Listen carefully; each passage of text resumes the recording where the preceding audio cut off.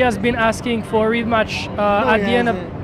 He's been saying. Coaches have maybe, but his mouth is not saying that. Maybe, and okay, so maybe they say they wanted a rematch at the end of the year, maybe December. Could we be confident about the Justin Gaethje rematch versus Ilia in December? No. You're not coming back at the end of the year? He's not fighting me next. Why would he fight me next? Armin deserves it way more than him. And then a couple fights are gonna happen between now and then. I didn't knock him out. I didn't get lucky. I beat him up.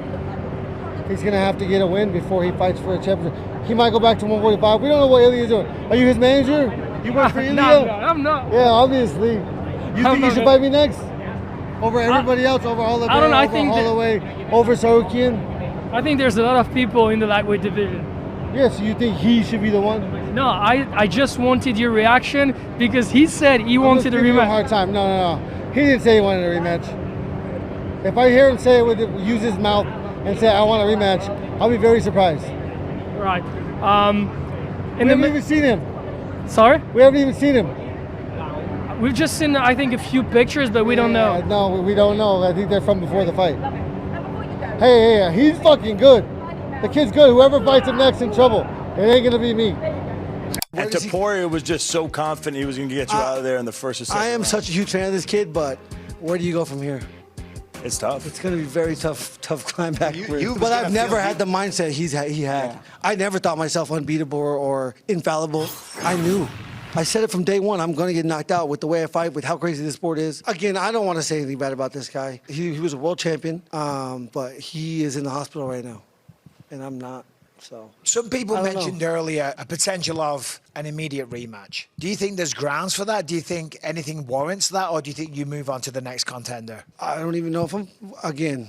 Sure. I don't know. Yeah. I would say definitely not a rematch. I mean, I made him quit on the stool. It's not like there was, he hurt me, I think it was 3-1. I've been in 3 rounds to 1. In any election, that's a domination. That's true. Well, even after the fight, you were talking about how skilled he was. Yeah. You were talking about I mean, I could go so many different ways with how I react to this fight. I just want it to be known how disrespectful he would have been if he beat me. If he put me to sleep, can you imagine how shitty he would have been? And I mean, it was his persona and the world would have been fucking shitting like they're doing on to me. him right I was now, fighting for so much. Crazy. I was fighting for so much that night. Yeah. You know, I'm never gonna let people. For one, I know how special what I've done is, and it would have taken all of it away with the loss, and I wasn't gonna let that happen. When an underdog like Justin Gaethje dominates the world's most dangerous champion, people would expect him to demand an encore. But after his last outing against Ilia Topuria, Gaethje did the unthinkable and closed the door on Topuria's bid for revenge. A cold, deliberate move that disrupted the division's trajectory, leaving the entire MMA world stunned and desperate to know why he would walk away from a fight he is guaranteed to win once again. Instead of chasing a lucrative sequel, Gaethje chose to leave the sport grappling with the visual of his absolute dominance, rendering any immediate rematch redundant and reclaiming total control over his narrative. He bypassed the matchmaker's traditional playbooks to prove a point. When a warrior who has survived every war finally decides his story is complete, no amount of promoter pressure or lingering fan clamor can force him back into the fire. Ilia, Justin, obviously this has gotten a bit personal here, okay? It feels like in every fight lead up, there is a chance that things get very personal and there is hatred. Gaethje, I'll start with you. Is there always going to have to be a personal feeling leading into a fight? Will it always get ugly leading into a fight? Do you guys need that mentally to be able to fight at your best? Or what is your thoughts on the lead up to a fight in the relationship with the other fighter? No, I think it definitely doesn't need to be personal. I mean, ultimately, we're going to try to hurt each other.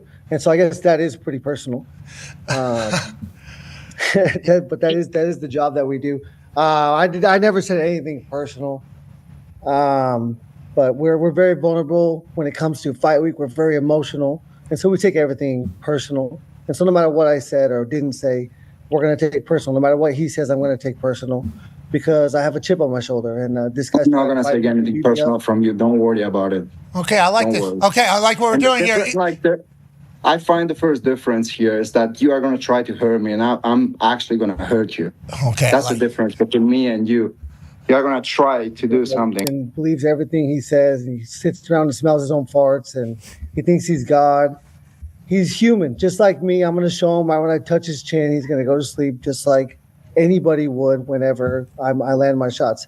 He again, I mean, I can sit around and say, and like I can predict the future, and I know I'm going to knock him out in the second round at 2 minutes and 10 seconds in the second round. But that's not how this sport works.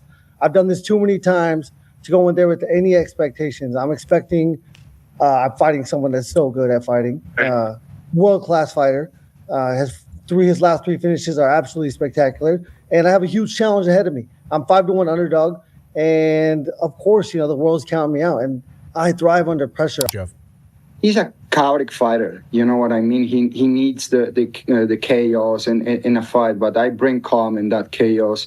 And as I told you, like at the end of the day, I don't care what he's gonna bring in the fight, what's his strategy or whatever. Like I'm gonna go in, I'm gonna do my thing, and I'm gonna tell you my strategy. My strategy is to go in and take your head off.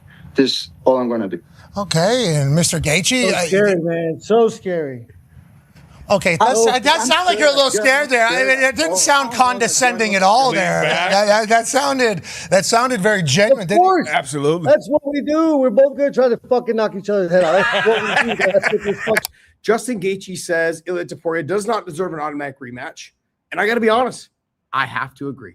Now, I don't know where you're at on this. I don't know where you're at, but I have to agree he does not deserve an automatic rematch. Yeah, listen, I mean, there's 2 things that I look at, and we kind of touched on it a little bit earlier. But first of all, I mean, just how close was the fight itself? Now, granted, Ilia Topuria had a chance to finish that fight, so there was a lot of ebb and flow momentum, and Ilia had some, great moments in it. But at the end of that fight, I mean, pretty clear who the winner of that fight was and how they were. I mean, it was pretty one-sided there at the end. So it's not like it was some kind of controversial decision where I'm like, man, if only we had seen this, et cetera. So for that, then the other thing I say is, man, if a guy has been a long defending champion. Now, granted, Ilia Topuria did something amazing. He went up and he changed weight classes and he got a second title, and that's only been done a handful of times, and that's great. But to warrant an immediate rematch, either it needs to be controversial as hell that we got to see it run back right away, or it's somebody that defended their title 5, 6, 7 times against all comers, had one bad night at the office, and you say, hey, that guy's been champion for years. He had one bad night. Let's give him a shot. So I don't mean it as taken away from Ilia Topuria's greatness or to be any kind of insult towards him, but I got to agree with Justin Gaethje on this one. He doesn't necessarily deserve an immediate rematch when there's other opportunities. Much of the tension sprouts from the war of words that reached absolute absurdity. Even after taking a loss, Topuria continues to project an untouchable, almost divine aura, convinced he's a god among men who only needs one touch on the chin to put Gaethje to sleep. But to the highlight, that delusional bravado and refusal to accept reality is precisely why the door stays shut. Why grant the biggest payday in the sport to someone who sits high on his own hype and acts invincible even after getting put in his place? By starving Topuria of a sequel, Gaethje isn't just moving on, he's taking aim at the one thing his rival values most, his ego. True.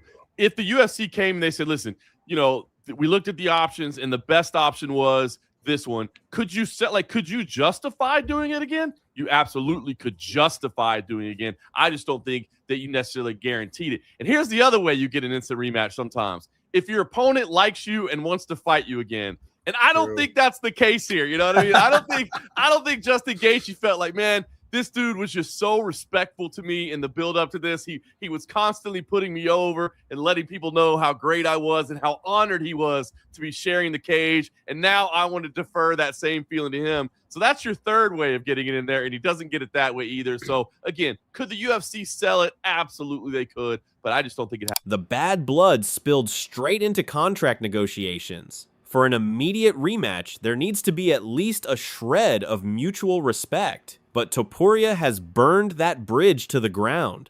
Sure, the UFC brass could easily pitch the sequel to the fans on paper, but they couldn't force Gaethje to sign off on it. By treating his opponent like a stepping stone instead of a serious threat, Topuria accidentally talked himself right out of his own shot at redemption.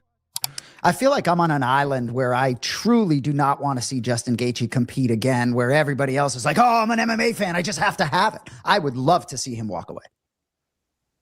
I'm with you, dude.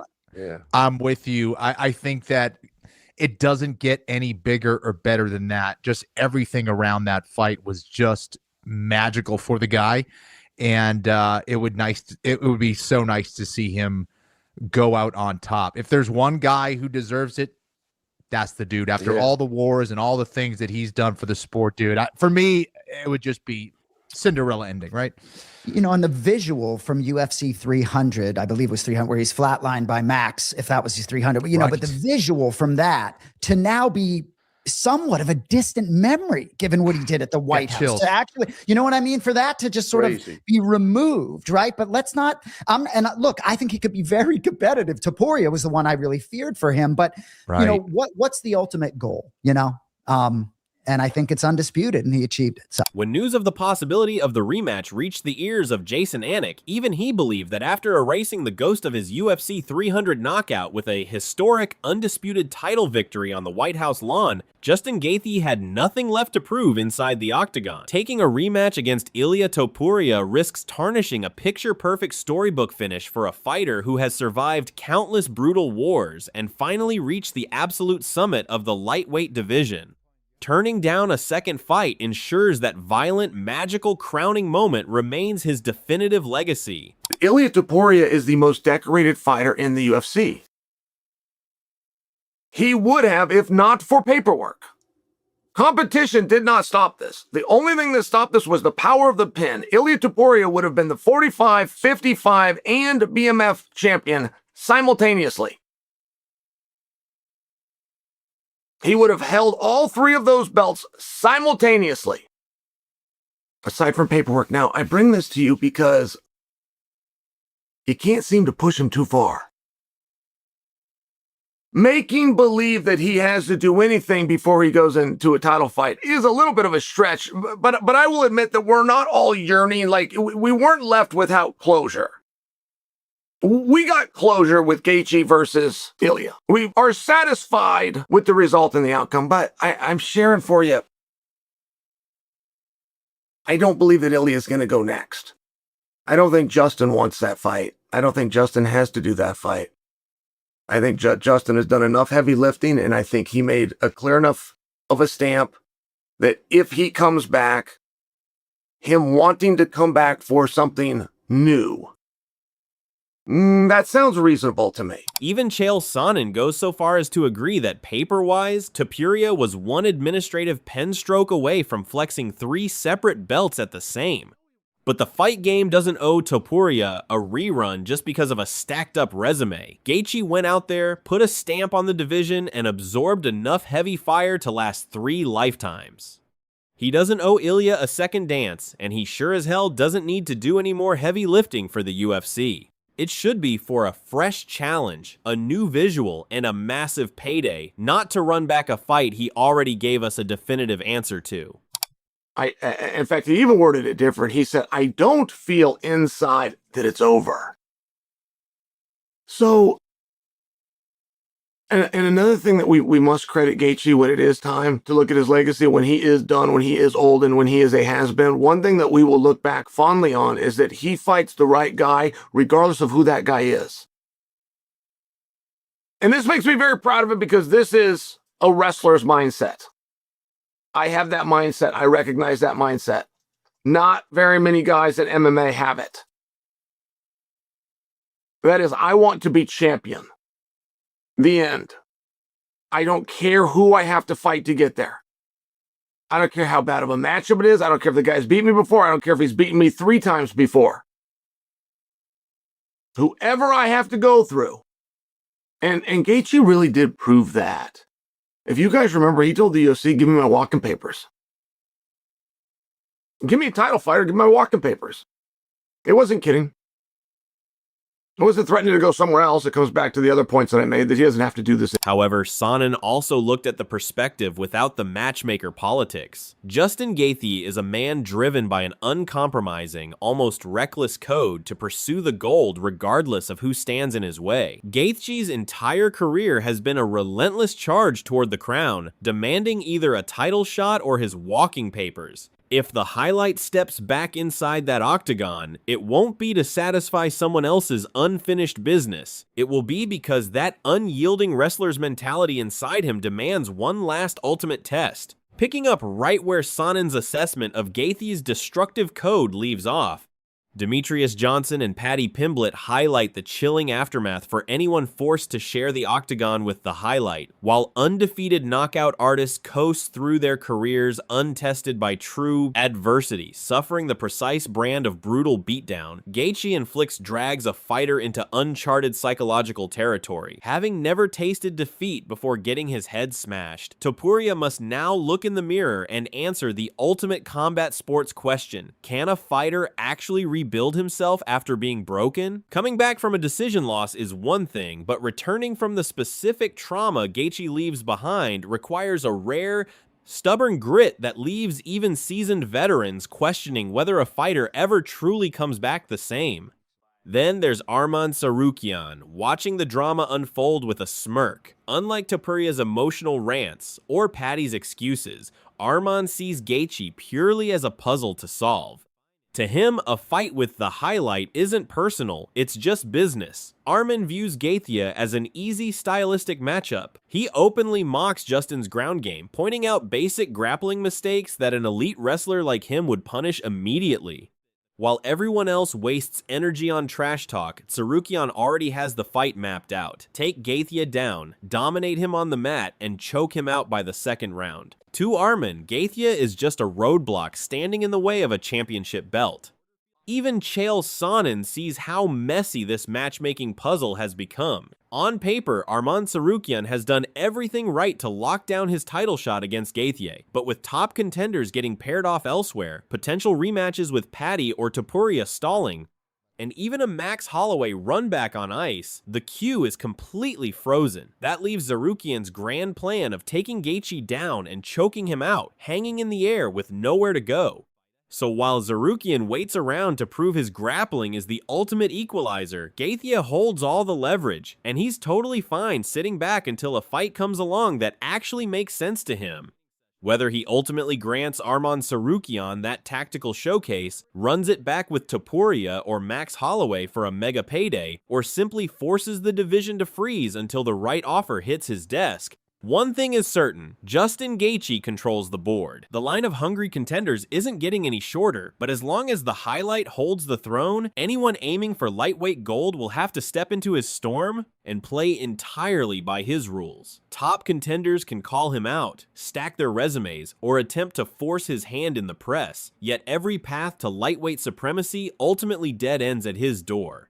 By transforming pure violence into unmatched leverage, he has reshaped the championship landscape into a gauntlet where he alone dictates the terms, the timing, and the financial toll required to challenge his reign. Share your prediction in the comments below, and don't forget to subscribe for more UFC news, fight breakdowns, and updates.